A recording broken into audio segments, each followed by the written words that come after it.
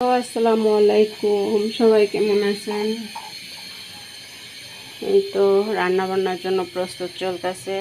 এটা আসলে ইফতারিতে নুডলসে দেওয়া হবে গাজর, আলু, আর এখানে সালাদ করে রাখা হয়েছে। এটা লাউ শাক, এটা লাউ শাকের সঙ্গে লাউয়ের ডাঁটা আর বিচলা সিম। এই তো এগুলো আজকে আমাদের ইফতারিতে হবে। আর আজকে মজার একটা খাবার তৈরি করবো। এটা আসলে আমি কখনো করি নাই, ফার্স্ট টাইম ট্রাই করব। এই লাউয়ের পাতা দিয়া শুটকি মাছের বড়া আর কি, শুটকি আমি হাতে বেটে নিয়েছি সব মশলা দিয়া। তারপরে এগুলা দিয়ে বড়া করব, কিভাবে জানি করে, আমি দেখেছি এগুলা করব। আর এই তো আরেকটা করব, এই যে মজার একটা খাবার আমাদের ঘরে সবার অনেক পছন্দ মোটামুটি, এটা একটা রাইস।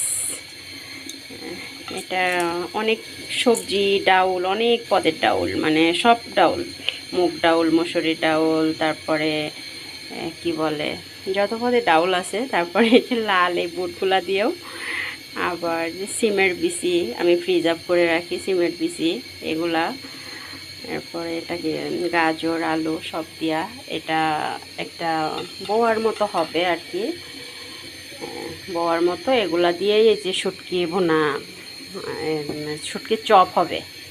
এই তো রান্না বান্না। আর এই যে মাখায় জোখায় একটা গরু গোশ ভুনা করবো আজ। তারপরে শাক ভাজি রাতের জন্য, সেহারির জন্য।